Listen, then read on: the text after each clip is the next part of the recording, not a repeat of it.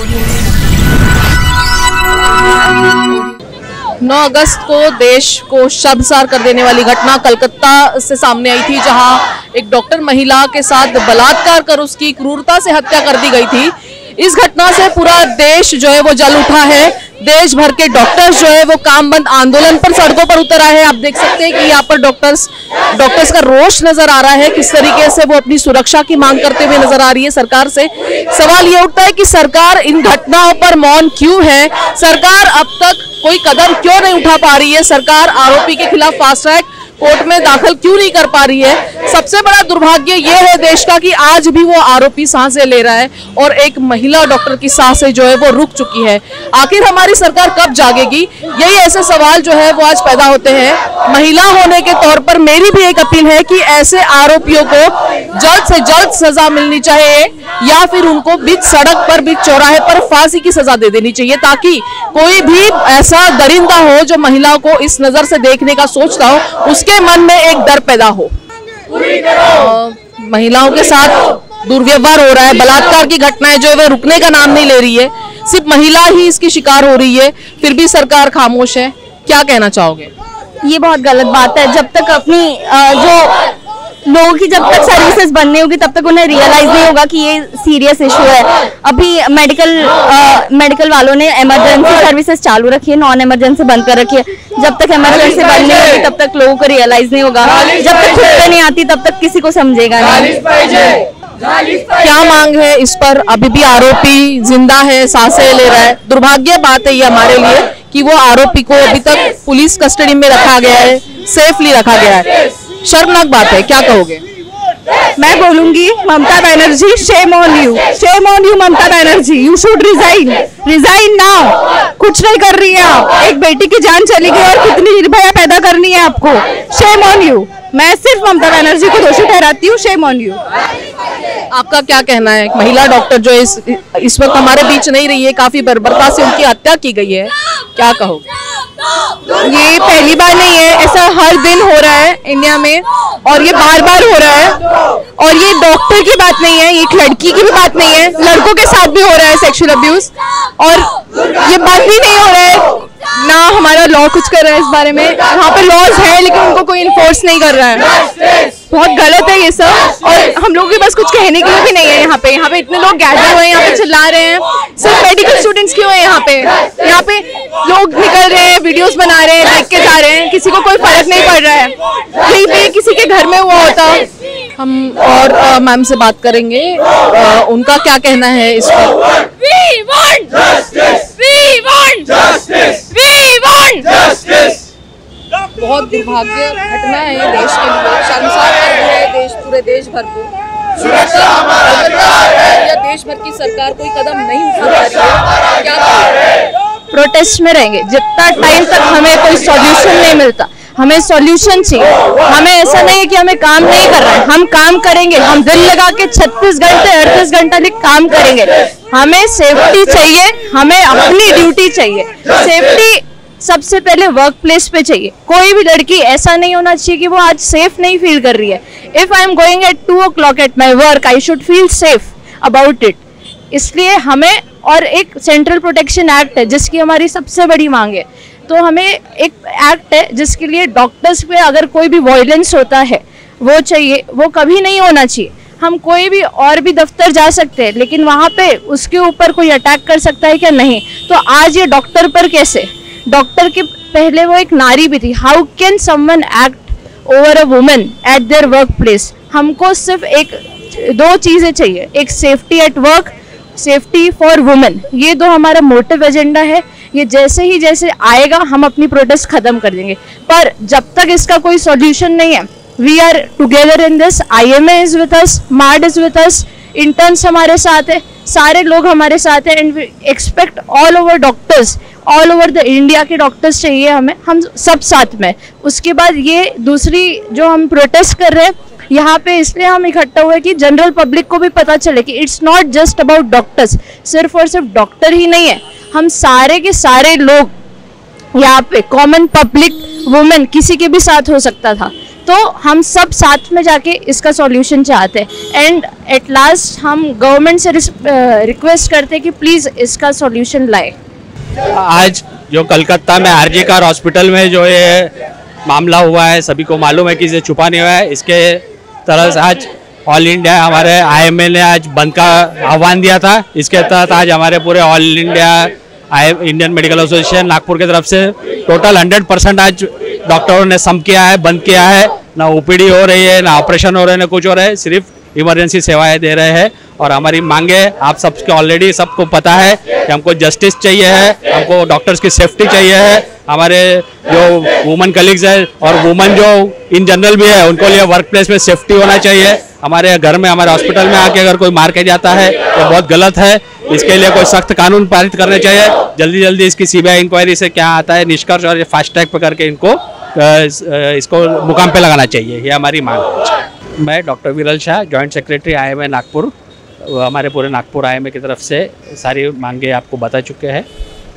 मांग ये atrocity against doctors, specially doctor community, ये बहुत सालों से चल रही है। और ये सरकारी अस्पतालों में जहाँ पे प्रशासन का पूरा निगरानी रहने के बावजूद इस प्रकार की बुरी घटनाएं होती है, इससे समझ में आता है कि पूरा डॉक्टर समुदाय इस देश का कितना असुरक्षित है। और इसके अगेंस्ट में एक नेशनल लॉ प्रपोज्ड है पिछले कई सालों से, उसको पार्लियामेंट ने पास करना चाहिए और उसको पूरे अमल में लाना चाहिए पूरे देश में, क्योंकि ये बहुत आवश्यक है। डॉक्टर पे किसी भी अत्याचार का मतलब है वो अत्याचार डायरेक्टली रिफ्लेक्ट करेगा पेशेंट्स के ऊपर।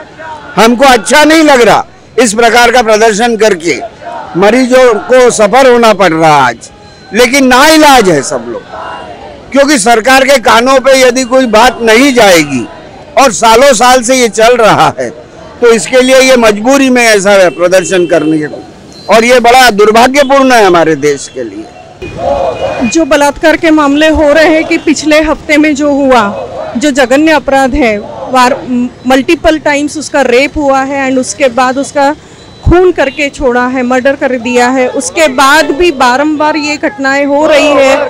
सो सरकार ने इस पे कड़ी से कड़ी सजा देनी चाहिए और क्विक डिसीजन आने चाहिए। Decision should be fast track पे ऐसी केसेस जब तक हम नहीं डालेंगे और कड़ी से कड़ी सजा अगर हम नहीं देंगे तो ये चीज़ें, ये घटनाएं चलती रहेगी। डर ही नहीं है, कहीं पे डर नहीं है कि हम 2 साल में 4 साल में छूट जाएंगे। ये कोई सज़ा हुई, किसी की ज़िंदगी या मौत की कोई ये सज़ा नहीं होती है।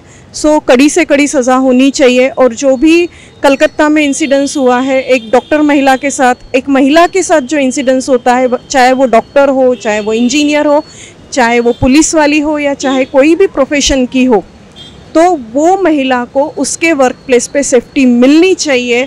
उसका ये अधिकार है। हम हमारे अधिकारों की मांग कर रहे हैं, हम और कोई मांग नहीं कर रहे हैं। आज स्वतंत्रता मिलके 78 वर्ष हो गए, 78वीं स्वतंत्रता की वर्षगांठ हमने मनाई है और 4 दिन बाद हम रक्षाबंधन मनाने जा रहे हैं। तो इस दौरान ये त्यौहार मनाने का क्या मतलब आया, जब हमारे यहाँ पे हमारी महिलाएं, हमारी बेटियाँ, हमारी बच्चियाँ अगर सेफ नहीं है तो उस मनाने का कोई मतलब नहीं है। सो हम सरकार से यही चाहते हैं कि जैसे आप आरोपी की तरफ कहते हैं कि आरोप जब तक सिद्ध नहीं होता है तब तक हम उसको सज़ा नहीं दे सकते, तो वो सिद्ध करने के लिए जल्दी से जल्दी फास्ट ट्रैक पे उन केसेस को डालिए और कड़ी से कड़ी सज़ा दीजिए। जैसे बाकी के देशों में है, कहीं पे सरेआम कत्ल किया जाता है, ये होता है सरेआम उसको फांसी की सज़ा दी जाती है या और कहीं सज़ाएँ हैं, वैसी सज़ाएँ हमारे देश में क्यों नहीं है, ये हमारा एक सवाल है और वो होनी चाहिए। इसी बात के लिए ही ये जो इतना बड़ा माहौल और सब लोग हम लोग खड़े हुए आंदोलन कर रहे हैं कि इतना घिनौना अपराध, इतना बड़ा अपराध करने के बाद, और किसका, एक जूनियर डॉक्टर का, और कहां पर, उसी अस्पताल में जहां वो सेवाएं दे रही थी, जहां पर वो बचाने का काम कर रही थी, और ऐसा अपराध करने के बाद यहां तक बात रुकी नहीं। उसके बाद जो उसके जो परिजन थे, माता पिता थे, उनको कहा गया कि सुसाइड हो गया और 3 घंटे तक उसको मिलने नहीं दिया। 2 दिन बाद एक बहुत बड़ी भीड़ आती है जो स्टूडेंट्स, जैसे ही विद्यार्थी जो यहाँ पे खड़े आप देख रहे हैं, ऐसे विद्यार्थी वहां जो प्रोटेस्ट कर रहे थे, उनके ऊपर फिर उनको मारहाण किया गया, उनके ऊपर उनके जान के पीछे लोग पड़े। यह क्या हो रहा है? यह प्रशासन जो है पूरी तरह से वहां पर विफल था। आज जो यहाँ पर इंडियन मेडिकल एसोसिएशन का जो टोकन स्ट्राइक आप देख रहे हैं एक दिन का, और ये जो आंदोलन देख रहे हैं, यह हमारी यूनिटी इसीलिए हम दिखा रहे हैं कि हम चाहते हैं कि देश में ऐसा कानून बने कि जो हमारे वैद्यकीय पेशे के लोग हैं, डॉक्टर्स हैं, उनके अगेंस्ट में जो वायलेंस होता है उसके ऊपर सरकार ने उचित कदम उठाना चाहिए। एक ऐसा कानून बनाना चाहिए ताकि ऐसे लोग, जिन्होंने अपराध करने वाले लोगों को ज्यादा से ज्यादा सख्त से सख्त सजा मिल सके। ये सेंचुरी का सबसे बड़ा अपराध 9 तारीख को हुआ है, 9 तारीख पैट को, और उसको कवर अप करने का काम वो स्वातंत्र दिन के दिन हुआ है। तो ये डॉक्टर्स, लेडीज, लड़कियां इस देश में सेफ नहीं है। वो सिर्फ डॉक्टर की ही सेफ्टी नहीं, सभी लेडीज की सेफ्टी की जरूरत है और उसके लिए कानून बनना जरूरी है।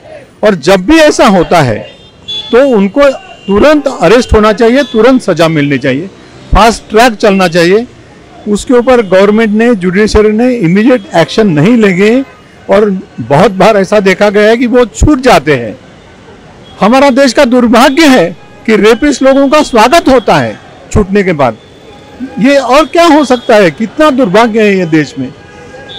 तो उनको सजा होनी चाहिए, अरेस्ट होनी चाहिए, लोगों की मानसिकता बदलनी चाहिए। सिर्फ डॉक्टर नहीं, पूरे समाज में आवाज उठानी चाहिए। सब पूरा समाज आज सामने आना चाहिए। ऐसे ऊपर पूरे समाज ने गवर्नमेंट के ऊपर, जुडिशरी पर प्रेशर डालना चाहिए और डॉक्टर की सेफ्टी के लिए कानून होने चाहिए। बहुत बड़ा सवाल ये घटना जो है देश भर में खड़ा कर गई है।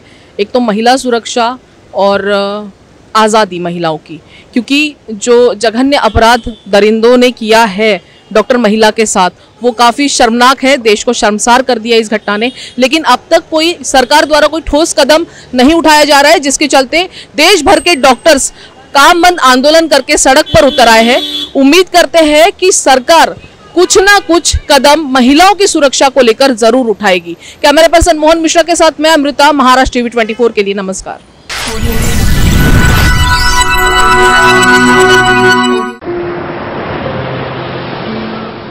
वेदूसारखीच आपणही आपली स्वप्ने प्रत्यक्षात आणण्यासाठी, ती फुलवण्यासाठी जिद्दीनं झटतो, कष्ट करतो। पण अचानक नैसर्गिक आपत्ती येते आणि आपल्या साऱ्या स्वप्नांचं पाणी होऊन ते वाहून जातं। अशा अस्मानी संकटांनी महाराष्ट्रात अनेकांचं अतोनात नुकसान झालं। स्वप्नांबरोबर अनेकांची आयुष्य उद्ध्वस्त झाली। मात्र शासनानं आपुलकीनं त्यांना धीर दिला, भक्कम आधार दिला, केंद्रीय निकषापेक्षाही अधिक मदत केली। लाखांहून जास्त शेतकऱ्यांच्या खात्यात 25% अग्रिम रक्कम जमा केली। आपत्तीग्रस्तांच्या आयुष्यात पुन्हा नवी उमेद जागवून आनंद निर्माण केला। मदतीतून नवजीवन, आनंदाचे पुनर्वसन। आपत्ती व्यवस्थापन, मदत व पुनर्वसन विभाग, महाराष्ट्र शासन।